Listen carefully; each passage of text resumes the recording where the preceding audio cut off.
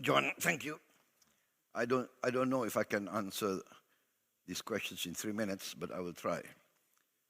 Several questions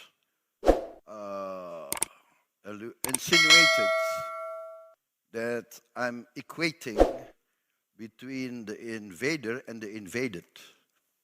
I think this is an emotional reaction, but what I'm putting forward is conflict resolution.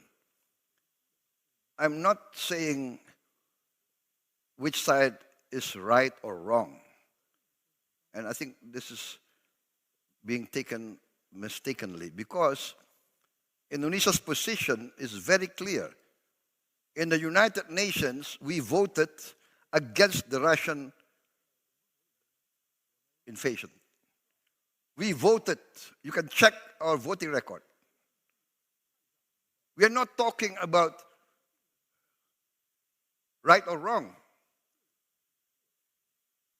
I'm just proposing that we attempt at conflict resolution, and this has been done historically. Please, our European friends, please do not think in terms of 5 or 10 years.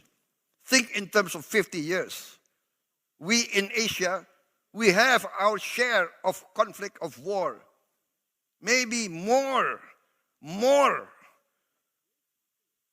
disastrous, more bloody than what's being experienced in Ukraine. Ask our Vietnamese friends, our Vietnamese brothers. Ask our Cambodian brothers.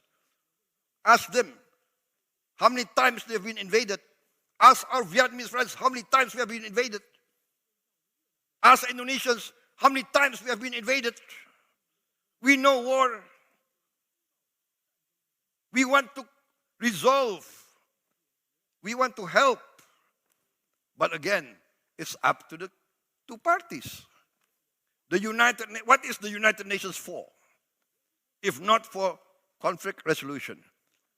Why is a proposal for a demilitarized zone so taken as if it's not rational? We have a demilitarized zone in Korea.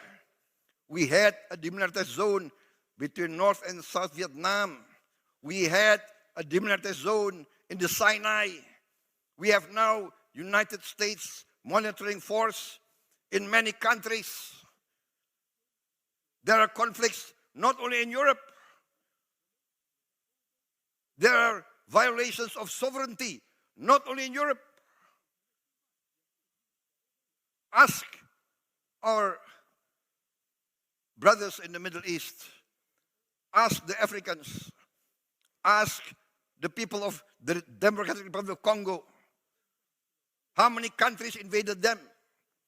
There are United Nations forces in the Congo. So what I'm proposing is how we try to resolve this conflict by respecting the United Nations. That's all. I'm not equating aggression with the aggressors. Please understand, we, in this part of the world, we have been victims of aggression many, many times. I think that's my answer. And for Myanmar, very clear that ASEAN has not accepted the authoritarian and the